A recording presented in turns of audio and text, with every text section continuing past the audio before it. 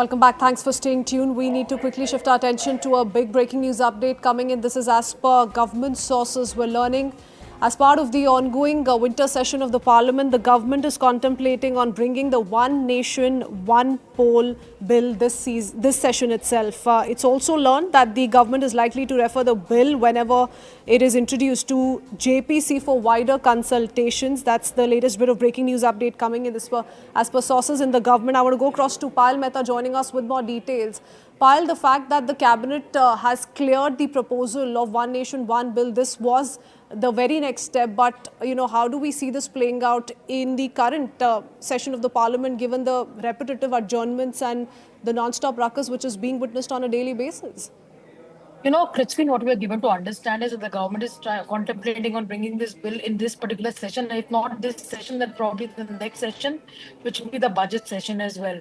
But since it's going to be such a comprehensive legislation, which is going to be like a game-changing legislation for India, they want a wider consultation on the entire matter. So whenever the bill is brought, it is going to be taken to the JPC for wider consultation, which will also mean that a lot of legal luminaries can be a part of the discussion. A lot of assembly speakers can be a part of this discussion because it's going to impact the entire country and the elections on the whole as well. That's something which the government is really thinking. Now, remember, there are multiple constitutional amendments that need to be taken into account, for which the government needs two-thirds majority to pass this as well. That's the reason the government is very keen on having a debate and a discussion.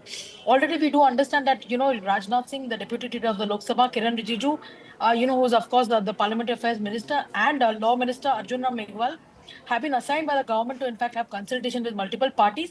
And they've spoken to multiple parties. But the intent of the government is very, very clear that they want to bring this legislation as a reform which has been long pending, because the Prime Minister on multiple occasions have been saying, the Prime Minister has been saying that, we need this is the need of the hour, because, month after month, we waste time in fighting elections. And of course, Model Code of Conduct steps in, which clearly means that governance takes a back seat as well. But what shape will the bill take? Because there are multiple bills, multiple aspects, like I said, which need constitutional amendment, for which they need two-third majority. The government at this point in time does not have two-third majority in both houses, especially in the Rajya Sabha.